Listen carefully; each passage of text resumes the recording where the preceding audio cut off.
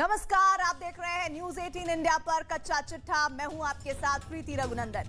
दुनिया यूक्रेन की तरफ नजर गड़ाए हुए है और इधर चीन ने ऐसी डिप्लॉयमेंट शुरू कर दी है कि तीनों देशों पर खतरा मंडराने लगा है। जिनपिंग क्या करने वाले हैं, इसकी पूरी डिटेल हमारे पास है।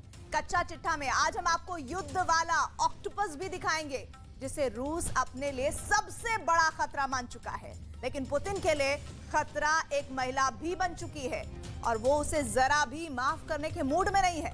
लेकिन सबसे पहले देखिए जिनपिंग का गॉडजिला जैसा सबसे खतरनाक हथियार कैसे दुनिया के दो इलाकों को वॉर जोन में तब्दील कर सकता है।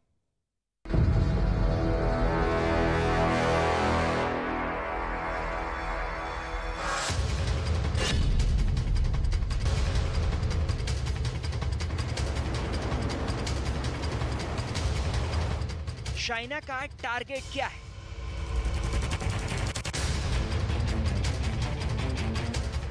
चीन की ताकत क्या है?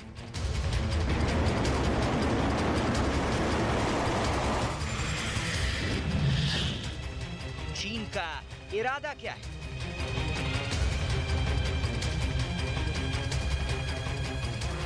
युद्ध छेड़ने से चीन का फायदा क्या है? ये सब जवाब मिल जाएंगे अगर हमें पता चल जाएगा कि जिनपिंग का युद्ध वाला ख्वाब क्या है। चीन युद्ध करेगा तो किस अंदाज में करेगा? चीन अगर युद्ध करेगा तो किसके खिलाफ करेगा? मई महीने के अंदर ही चीन ने प्रशांत महासागर में जो बिसात बिछा दी है, उससे वॉशिंगटन डीसी और टोक्यो में बहुत बेचैनी है। लेकिन जिनपिंग को काउंटर करने का तरीका निकाला जा रहा है।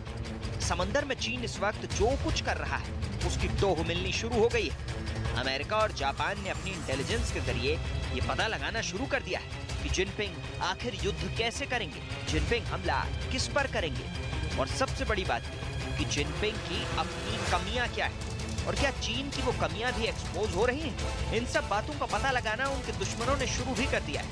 चीन का ये जंगी बेड़ा समंदर में जहां जहां टहल रहा है, अमेरिका और जापान ने इस पर बहुत पैनी नजरें बनाई हुई हैं।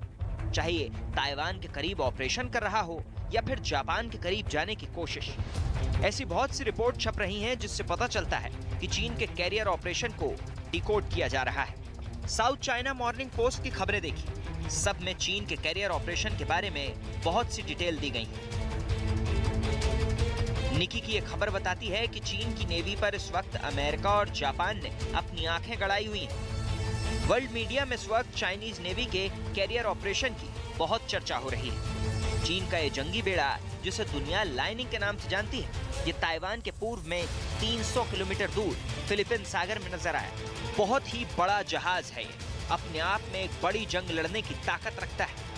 चीन की बढ़ती नेवी की बुनियाद रखने वाला ये जहाज इस वक्त प्रशांत महासागर में ताइवान, जापान और अमेरिका के लिए सबसे बड़ी सरदर्दी बन चुका है। ताइवान के करीब इसके युद्धाभ्यास ने चीन की नौसेना की सबसे बड़ी स्ट्रेटजी को डिकोड किया है, जिसे A2AD कहा जाता है, यानी एंटी एक्सेस एरिया डिनायल। आम भाषा में कहें तो दुश्मन को एक दायरे के अंदर आने से रोकने की रणनीति। लाइनिंग कहां-कहां दिखा, लाइनिंग ने क्या-क्या किया, लाइनिंग ने अपने फाइटर जेट्स के जरिए कहां-कहां तक अपनी छाप छोड़ने की कोशिश की, इसकी बहुत ही बारीक डिटेल जापान को मिली है। चाइनीज कैरियर ऑपरेशंस को लेकर जापान के रक्षा मंत्रालय को जो बात पता चली, वो किसी भी नेवल कमांडर के लिए अपनी स्ट्रेटजी बनाने में बहुत काम आ सकती है। वो दुश्मन को समझने में मदद करती हैं। जापान के मुताबिक फिलीपीन सागर में चीन के कैरियर के 10 दिनों के युद्धाभ्यास में 200 से ज्यादा उड़ानें भरी गई। ये उड़ान चीन के कैरियर बोन एयरक्राफ्ट J-15 से भरी गई। इसका मतलब है कि हर रोज चीन के विमान 20 या उससे ज्यादा बार टेक ऑफ और लैंडिंग कर रहे थे। इससे बहुत सी बातें पता चलती हैं। मसलन चीन के J-15 फाइटर की बात करें तो लाइनिंग एयरक्राफ्ट कैरियर में 26 J-15 विमान तैनात रहते हैं और अंदाजा लगाया जा सकता है कि इनमें से 20 एयरक्राफ्ट रोज एक्टिव रहे। इसका मतलब है कि चीन की एयरक्राफ्ट सर्विसेबिलिटी, यानी एक वक्त में कितने जहाज लड़ने के लिए तैयार रहते हैं, इसका मोटा मोटा अंदाजा लगाया जा सकता है। चीन का J-15 फाइटर जेट रूस के सुखोई 33 की नकल है। चीन के पास ऐसे करीब 50 जहाज हैं और इनमें से आधे लाइनिंग में तैनात रहते हैं। चीन ने इसे नकल करके तो बनाया, लेकिन इसमें इंजन रूस का ही लगाया।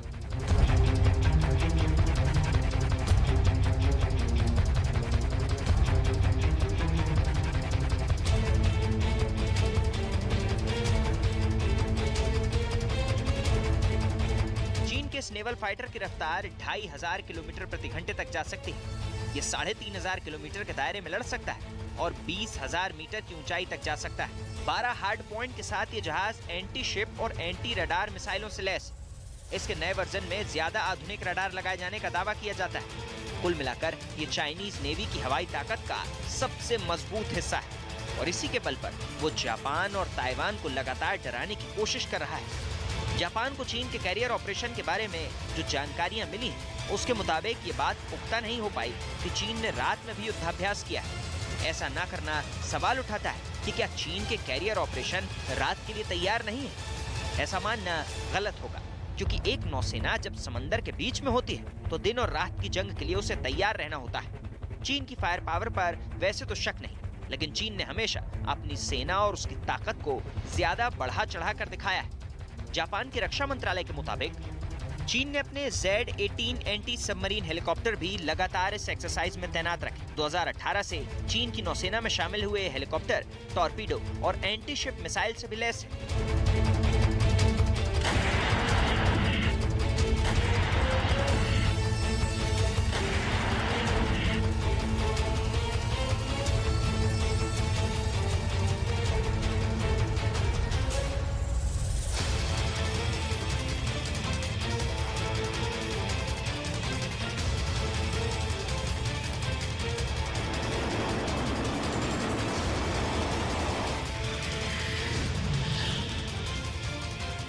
दरअसल चीन की पूरी और सबसे बड़ी लड़ाई ताइवान और दक्षिण चीन सागर के इलाके पर कब्जे को लेकर है। इसी को ध्यान में रखते हुए चीन अपनी नौसेना की ताकत भी बढ़ा रहा है। 我想告诉大家的是，世界上只有一个中国，台湾是中国领土不可分割的一部分。在台湾地区参与国际组织，包括世卫组织活动问题上， चीन ने अब ताइवान के साथ जापान के आसपास अपना एक्शन दिखाना शुरू कर दिया है। चीन की नौसेना पिछले 1 महीने में बहुत ज्यादा सक्रिय हो गई और ये पूरी तरह यूक्रेन युद्ध का असर बताया जा रहा है। चीन अपने जंगी बेड़े की ताकत और उसकी रेंज को दिखाने में कोई कमी नहीं कर रहा।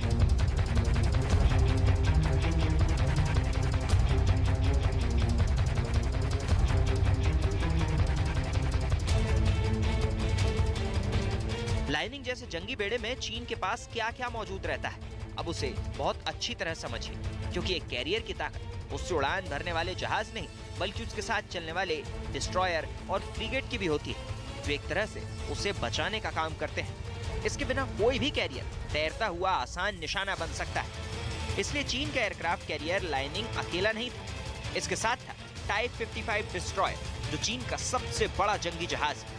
इसके अलावा लाइनिंग के साथ 3 टाइप 52D डिस्ट्रॉयर भी थे।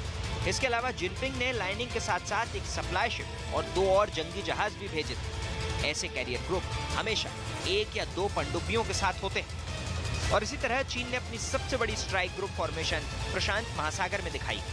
ये सभी फॉर्मेशन ये ऐसी फॉर्मेशन है जिससे टक्कर लेने में जापान ही नहीं, अमेरिका भी 10 बार सोचेगा। ताइवान को लेकर अगर जिनपिंग ने अपनी नजरें टेढ़ी की तो वो लाइनिंग के जरिए ही सबसे बड़ा हमला बोलेंगे, इसमें कोई शक नहीं होना चाहिए। लेकिन घबराने की बड़ी वजह जापान के पास भी है। चीन की ये कैरियर फोर्स ताइवान ही नहीं, जापान के करीब भी गई और तब चीन के J-15 फाइटर जेट्स ने 6 दिनों में 100 से ज्यादा टेक ऑफ किए, यानी हर रोज करीब 17 विमानों ने उड़ान भरी।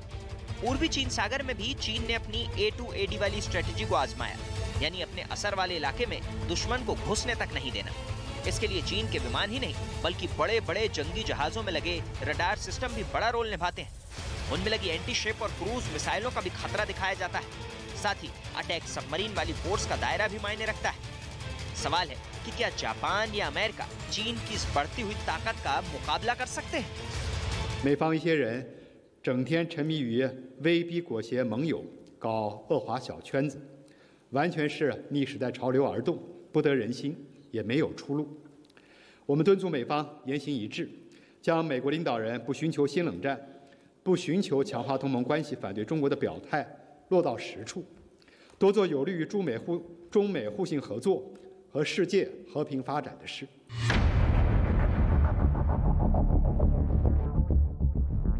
चीन की नौसेना इस वक्त दुनिया की सबसे बड़ी नेवी बन चुकी है। उसके सामने अब इस नौसेना की धाक जमाने का मौका भी है और इसके लिए उसके सामने ताइवान जैसे आसान टारगेट भी है।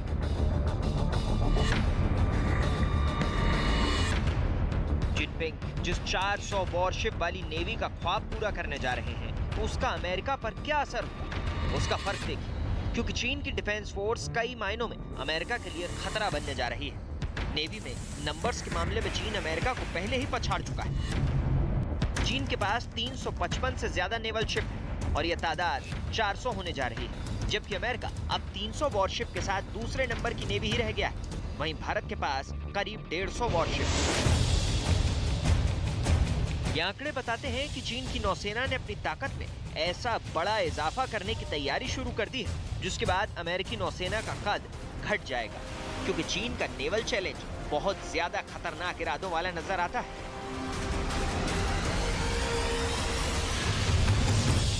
चाइनीज नेवी की फायर पावर को समझना है तो उसकी मौजूदा ताकत को समझना होगा। चीन की नौसेना ने बहुत तेजी से अपने जहाजों की तादाद बढ़ाई है और पिछले 20 सालों में चीन ने नए जंगी जहाज बनाने के प्रोजेक्ट पर बहुत तेजी से काम किया है। चीन की तैयारी है कि वो 2030 से पहले 4 कैरियर स्ट्राइक ग्रुप वाली नौसेना बन जाए। चीन के पास सबसे पहला एयरक्राफ्ट कैरियर लाइनिंग बना, जब उसने यूक्रेन से कबाड़ के तौर पर खरीदे गए कैरियर को खुद तैयार कर दिया।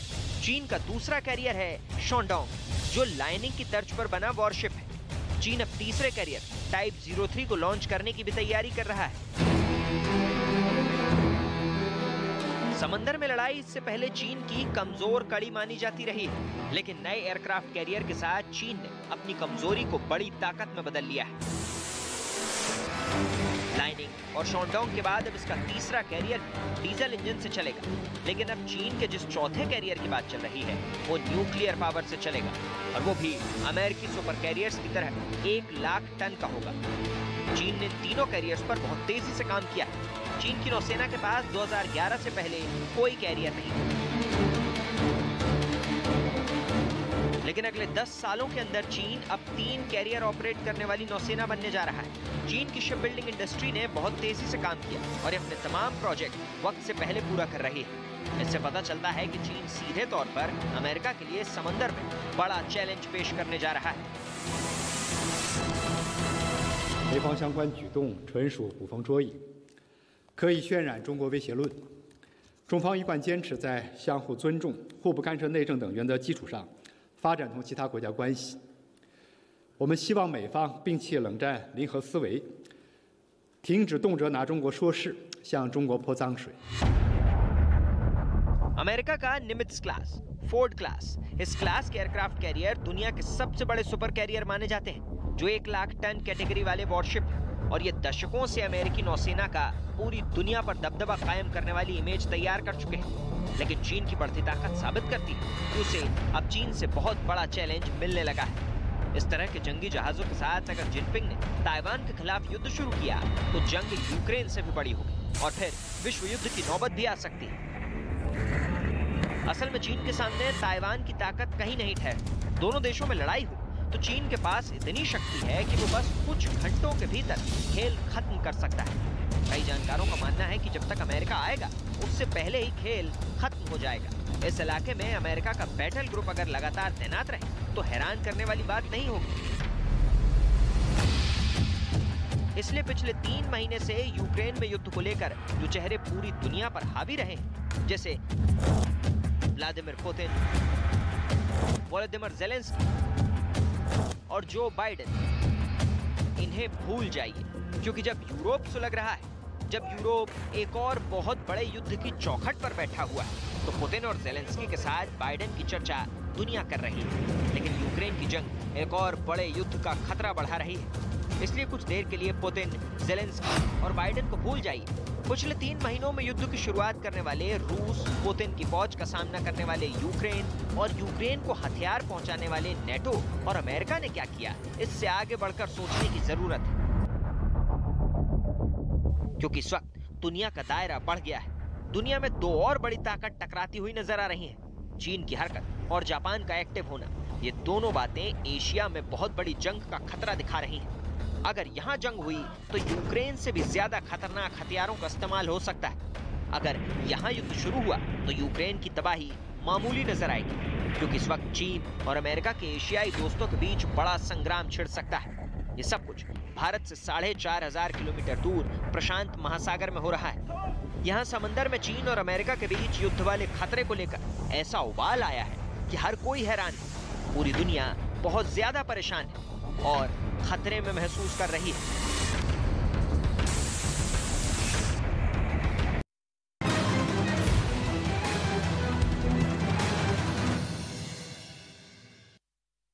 एक तरफ चीन और दूसरी तरफ यूक्रेन, जहां जंग की वजह से यूरोपीय देशों और रूस के बीच नफरत और दुश्मनी की दरार बढ़ती जा रही है। राष्ट्रपति पुतिन कहां जाकर रुकेंगे, ये तो यकीनी तौर पर कोई नहीं कह सकता। अलबत्ता राष्ट्रपति पुतिन के रुख को देखकर लगता है कि सिर्फ उन्हें ही इस बात का इल्म है कि ये जंग कब तक चलेगी और इस जंग की आग कब तक जलती रहेगी। लेकिन राष्ट्रपति पुतिन के जानने वालों का मानना है कि उनके वॉर गेम प्लान का असल मकसद कैंप ज़ेलेंस्की का टोटल सरेंडर है। यह रिपोर्ट आप देखेंगे तो आपको यूक्रेन युद्ध का ऑक्टोपस एंगल भी समझ में आएगा।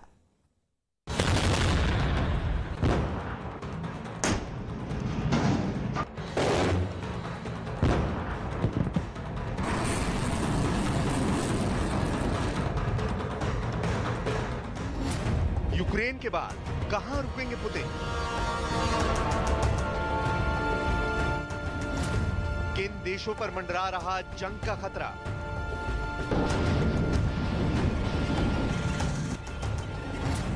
कहां तक फैलेगी जंग की आग?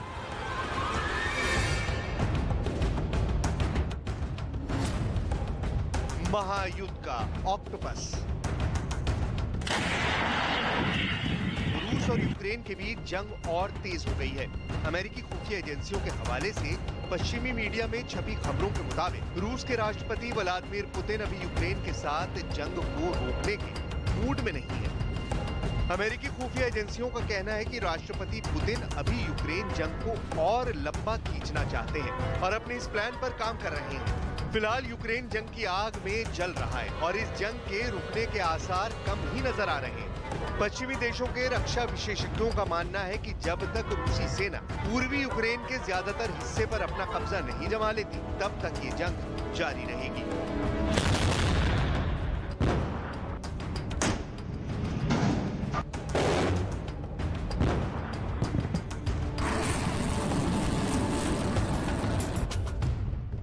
यूक्रेन की सेना के अहम सैन्य ठिकानों पर बारूद बरसाती ये रूस की वो तोपें हैं जो इस हकीकत की तस्दीक कर रही हैं कि अभी ये जंग रुकने वाली नहीं है। रूस के रक्षा मंत्रालय ने बाकायदा यूक्रेनी सेना पर इस नए हमले का एक वीडियो जारी किया। इस वीडियो में साफ देखा जा सकता है कि रूसी सेना की हावित्जर तोपें यूक्रेन की फौज पर भयंकर बमबारी कर रही हैं।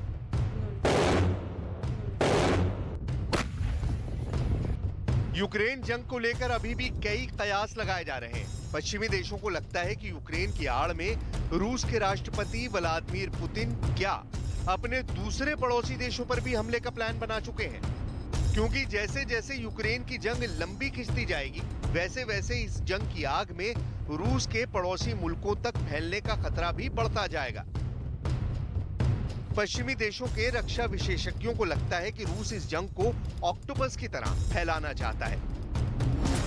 फिलहाल जिन देशों पर जंग का खतरा मंडरा रहा है वो हैं Moldova, Poland, Estonia, Lithuania, Latvia, Finland, Sweden. Ukraine और रूस की जंग जिस किस्से को लेकर के शुरू हुई थी, वो कहानी एक ऐसे मोड़ पर खड़ी है जहां पर वो फिर से दोहराई जा सकती है। चूंकि इस कहानी में दो ऐसे किरदारों की एंट्री हुई है जिससे इस जंग के यूक्रेन से निकल जाने के आसार नजर आते हैं। स्वीडन और फिनलैंड के नेटो में शामिल होने के फैसले से ये आशंका बढ़ गई है कि अब ये दोनों देश पुतिन के निशाने पर होंगे। एक छोटी सी चिंगारी भी पुतिन के गुस्से को और भड़का सकती है, यानी ये जंग किसी भी वक्त बड़ी जंग में तब्दील हो सकती है।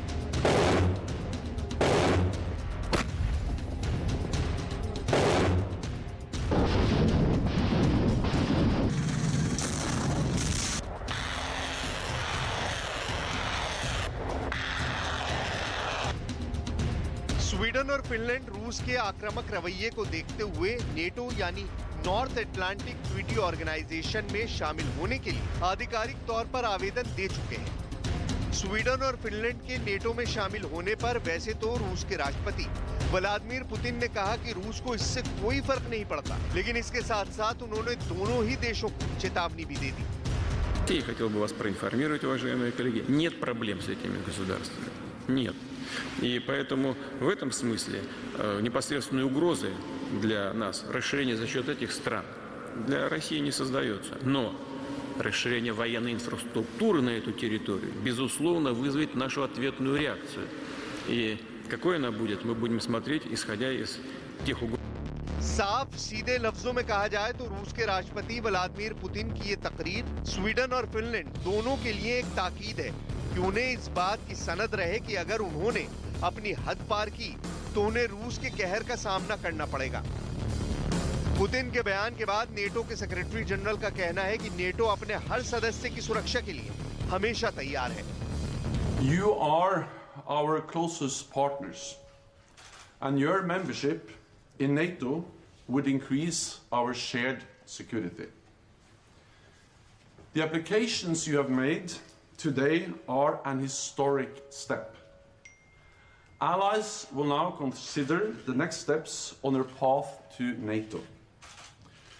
The security interests of all allies have to be taken into account, and we are determined to work through all issues and reach rapid conclusions. आमतौर पर किसी भी देश को नेटो में शामिल करने के लिए एक लंबी प्रक्रिया से गुजरना पड़ता है और इसमें 8 से 12 महीने लगते हैं। लेकिन रूस के आक्रामक रवैये से यूरोपीय देशों के सिर पर मंडरा रहे खतरे को देखते हुए नेटो जल्द से जल्द स्वीडन और फिनलैंड को अपने संगठन में शामिल करना चाहता है। लेकिन नेटो के ही एक सदस्य देश तुर्की को स्वीडन और फिनलैंड के नेटो में शामिल किए जाने पर ऐतराज है। तुर्की का कहना है कि स्वीडन और फिनलैंड तुर्की के विरुद्ध काम कर रहे आतंकवादी संगठन PKK की मदद करते हैं, लिहाजा उन्हें नेटो में शामिल नहीं किया जाना चाहिए। तुर्की के विरोध पर स्वीडन का कहना है कि बातचीत के जरिए हम इसका हल निकाल लेंगे। Att samarbeta med Turkiet inom NATO, och det samarbetet kan ju bli en nytt och viktigt element i vår bilaterala relation. Och självfallet så står ju Sverige bakom kampen mot alla former av terrorism och den terrorlistning som vi. Finland और रूस के बीच 1300 kilometre की सीमा है। ऐसे में अगर Finland NATO में शामिल होता है तो रूस की चिंता बढ़ सकती है। नेटो में शामिल होने को लेकर पुतिन स्वीडन को भी धमकी दे चुके हैं। रूस का कहना है कि स्वीडन को नेटो में शामिल होने पर गंभीर परिणाम भुगतने पड़ सकते हैं। इतना ही नहीं, फिनलैंड और स्वीडन को रूस की तरफ से सैन्य और राजनीतिक परेशानियों का भी सामना करना पड़ सकता है। फिनलैंड और स्वीडन ही नहीं, मोल्दोवा पर भी रूस के हमले का डर सता रहा है। दरअसल रूस यूक्रेन की जंग की शुरुआत से ही मोल्दोवा यूक्रेन की मदद कर रहा है। यूरोप का दूसरा सबसे गरीब देश होने के बाद भी मोल्दोवा की सरकार ने यूक्रेन के हजारों लोगों को अपने यहाँ शरण दी हुई है। शायद इसी बात से पुतिन मोल्दोवा से खफा हैं। बावजूद इसके मोल्दोवा ने यूक्रेन को हर संभव मदद का ऐलान किया है। ब्रिटिश रक्षा विशेषज्ञों के मुताबिक रूस के मोल्दोवा पर हमले के 3 मकसद हैं। पहला मकसद, मोल्दोवा पर कब्जे से रूस के लिए यूक्रेन के खिलाफ एक नया मोर्चा खोलने का मौका मिल जाएगा। इससे रूसी सेनाएं पश्चिम की ओर से यूक्रेन के ब्लैक सी पोर्ट सिटी ओदेसा की ओर आसानी से बढ़ पाएंगे। ट्रांसनिस्टीरिया से ओदेसा की दूरी महज 40 किलोमीटर है। मोल्दोवा पर कब्जे के बाद यूक्रेन ब्लैक सी से कट जाएगा। दूसरा मकसद, इससे रूस मोल्दोवा को यूरोप के करीब जाने से रोक पाएगा। मोल्दोवा मार्च 2022 में यूरोपियन यूनियन में शामिल होने के लिए आवेदन कर चुका है। तीसरा मकसद, रूस पश्चिमी देशों को यह संदेश देना चाहता है कि यूक्रेन की और मदद का मतलब होगा इस क्षेत्र में और अशांति।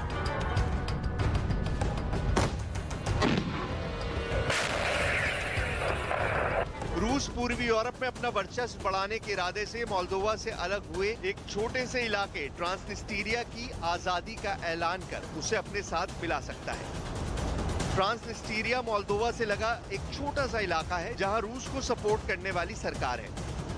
माना जा रहा है कि रूस यूक्रेन से लेकर ट्रांसनिस्ट्रिया के बीच एक कॉरिडोर बनाना चाहता है, जिससे उसके लिए यूक्रेन और मोल्दोवा दोनों पर हमला करना आसान हो जाएगा।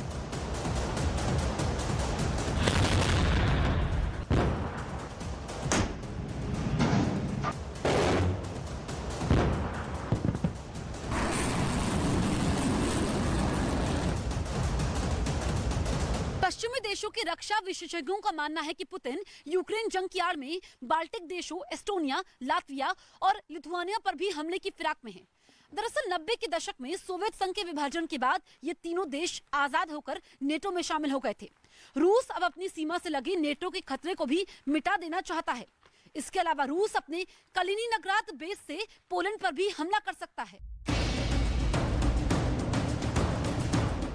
दरअसल पश्चिमी देशों के रक्षा विशेषज्ञों का मानना है कि राष्ट्रपति पुतिन सोवियत संघ का पुराना गौरव लौटाना चाहते हैं। लिहाजा एस्टोनिया, लातविया, लिथुआनिया के साथ साथ पोलैंड पर कब्जा करना भी उनकी महत्वाकांक्षा में शामिल है। साल 1939 में लातविया, लिथुआनिया और एस्टोनिया सोवियत संघ का हिस्सा बने थे। इसके पहले ये तीनों देश आजाद थे। सोवियत संघ के पतन के बाद ये तीनों देश फिर से आजाद हुए और नेटो में शामिल हो गए। इसके अलावा अमेरिका पूर्वी यूरोपीय देशों में अपने इन्फ्लुएंस को तेजी से बढ़ाना चाहता है। लिहाजा रूस के लिए ये बात सबसे बड़ा सिरदर्द बनी हुई है।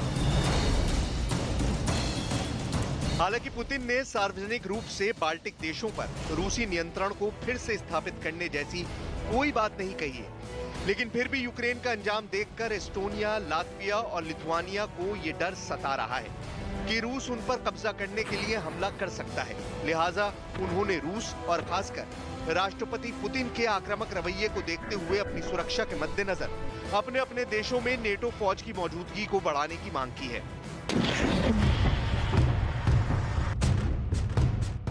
इसके अलावा 16 मई को रूस के राष्ट्रपति व्लादिमीर पुतिन ने CSTO यानी सामूहिक सुरक्षा संधि संगठन देशों के साझा सैन्य अभ्यास का ऐलान किया। राष्ट्रपति पुतिन ने ये बात मॉस्को में CSTO के 20वें शिखर सम्मेलन के दौरान कही। पुतिन ने इस दौरान कहा कि नेटो सिर्फ अमेरिकी हित को ध्यान में रखकर काम कर रहा है। दरअसल रूस और अमेरिका के बीच शीत युद्ध खत्म होने के बाद वॉर्सो संधि को मानने वाले 8 समाजवादी राज्यों का गठबंधन साल 1991 में टूट गया था। साल 1992 में रूस और उसके 5 सहयोगियों ने एक सामूहिक सुरक्षा संधि पर हस्ताक्षर किए। ये संधि साल 1994 में लागू हुई। साल 2002 में इन देशों ने खुद को CSTO यानी सामूहिक सुरक्षा संधि संगठन घोषित कर दिया।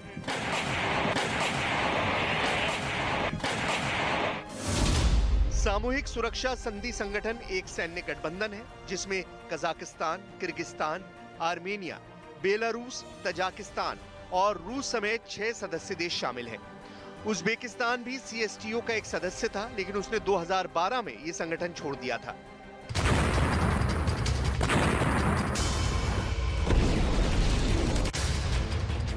CSTO का मुख्यालय मॉस्को में है और 16 मई 2022 को CSTO देशों ने अपनी 20वीं सालगिरह मनाई है। CSTO के गठन का मकसद आतंकवादी संगठनों का मुकाबला करने, सदस्य राष्ट्रों के बीच आपसी तालमेल को बढ़ाने और किसी सदस्य देश पर विदेशी खतरे के खिलाफ उसकी मदद करने का है। भले ही CSTO का गठन नेटो को जवाब देने के लिए किया गया था, लेकिन आंकड़ों के लिहाज से नेटो CSTO पर भारी पड़ता है। नेटो में 30 सदस्य देश हैं, तो वहीं CSTO में सिर्फ 6 सदस्य देश शामिल हैं। नेटो के पास 57,60,000 सैन्य बल है, वहीं CSTO में 44,80,150 सुरक्षा बल है। नेटो के पास 20,752 टैंक हैं, तो वहीं CSTO के पास टैंकों की तादाद 14,457 है। नेटो के पास 22,872 एयरक्राफ्ट हैं, तो वहीं CSTO के कुल एयरक्राफ्ट की गिनती 4,706 पर ही रुक जाती है। नेटो की नौसेना में कुल 2,036 जहाज हैं और CSTO के पास महज 625 हैं। नेटो के पास 6,485 परमाणु हथियार हैं, तो CSTO के पास 6,490 न्यूक्लियर हथियार हैं।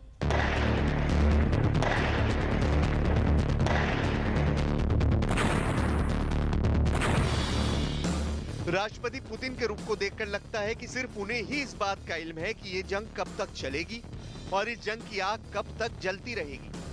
इतना ही नहीं, उनके वॉर गेम प्लान का असल मकसद क्या है और आगे वो क्या करने वाले हैं, ये भी कोई ठीक ठाक नहीं बता सकता है। यानी पूरी दुनिया के सिर पर अभी भी एक और बड़ी जंग का खतरा मंडरा रहा है।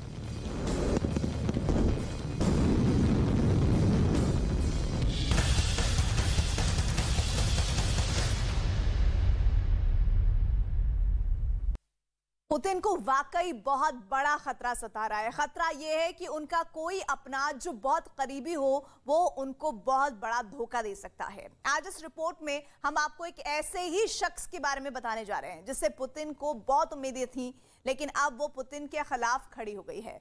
जी हां, ये एक महिला है और अब सवाल उठ रहे हैं कि पुतिन इस महिला के खिलाफ क्या एक्शन ले सकते हैं।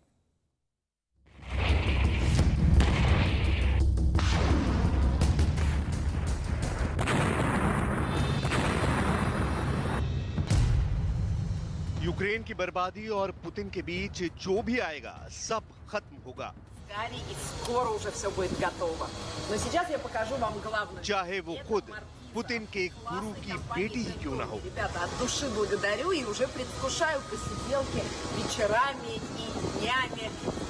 अगर पुतिन को लगता है कि उनके गुरु की बेटी भी यूक्रेन की बर्बादी के रास्ते में आ रही है, तो पुतिन अपने गुरु की बेटी को भी सजा दे सकते हैं।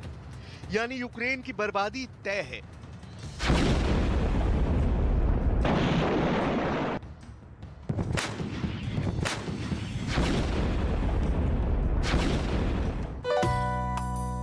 आखिर कौन है सीनिया सबचक, जिनको सजा देने का फैसला पुतिन कर सकते हैं?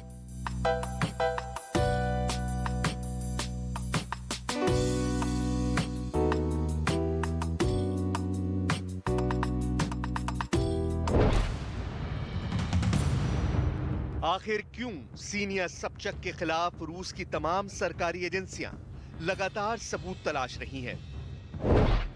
सीनिया को पुतिन सजा क्यों देना चाहते हैं, जबकि पुतिन सीनिया को बहुत लंबे समय से जानते हैं?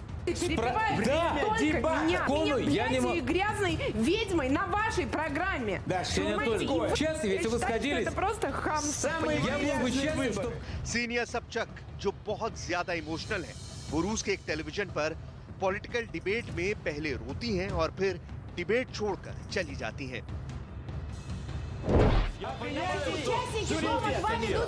आखिर उनको इतना गुस्सा क्यों आता है कि वो एक डिबेट के अंदर ही अपने विरोधी पर पानी फेंक देती हैं?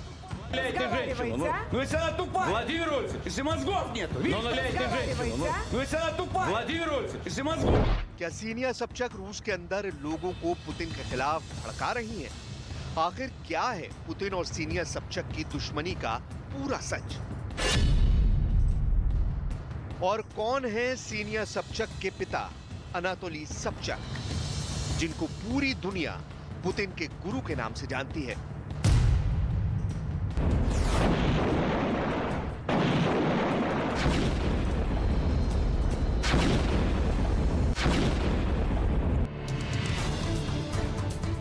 रूस और यूक्रेन के बेहद घमासान युद्ध के बीच में पुतिन सीनिया सबचक पर कार्रवाई करना चाहते हैं, लेकिन इसकी वजह जानने के लिए हमें आज से 30 साल पहले जाना होगा, जब पुतिन एक जासूस के तौर पर रूस में प्रसिद्ध हो चुके थे, लेकिन उनकी कोई राजनीतिक हस्ती नहीं थी। ये तस्वीर देखिए, पुतिन के साथ ये कौन बैठा है? पुतिन के साथ बैठे हुए शख्स का नाम है अनातोली सबचक। पुतिन को वाकई में पुतिन बनाने वाले अगर कोई शख्स थे तो वो थे अनातोली सबचक। अनातोली सबचक रूसी कानून के विद्वान थे। वो रूस के ऐतिहासिक शहर सेंट पीटर्सबर्ग के मेयर थे।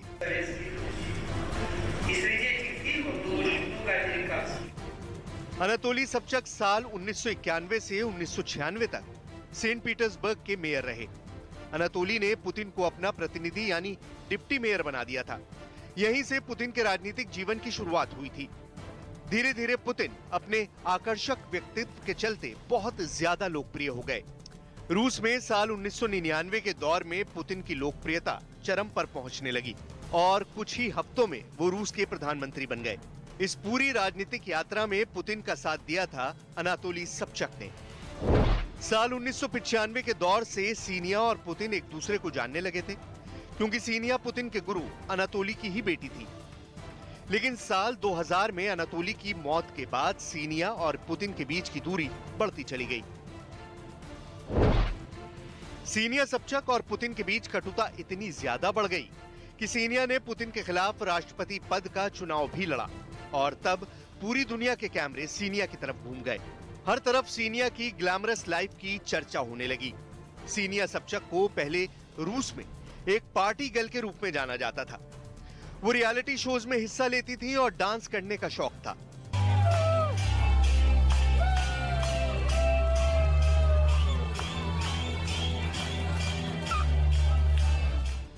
वो बला की खूबसूरत है, इसीलिए रूस के लोगों के बीच काफी ज्यादा मशहूर रही। खासकर रूस के युवाओं के बीच उनकी एक बड़ी अपील थी। लेकिन आज से 4 साल पहले यानी साल 2018 में सीनिया ने पुतिन के खिलाफ राष्ट्रपति पद का चुनाव लड़ने का फैसला किया और फिर उन्होंने पुतिन को चुनौती देने का अभियान शुरू कर दिया। दरअसल पुतिन की विरोधी रही पुतिन के गुरु की ही बेटी सीनिया सबचक ने चुनाव के दौरान पुतिन के खिलाफ मोर्चा खोल दिया। सीनिया ने आरोप लगाया कि रूस की राजनीति के लिए महिलाओं के दरवाजे आखिर क्यों बंद हैं। सीनिया ने यह भी आरोप लगाए कि रूस के अंदर एक महिला का वेतन पुरुष के मुकाबले 30% कम है।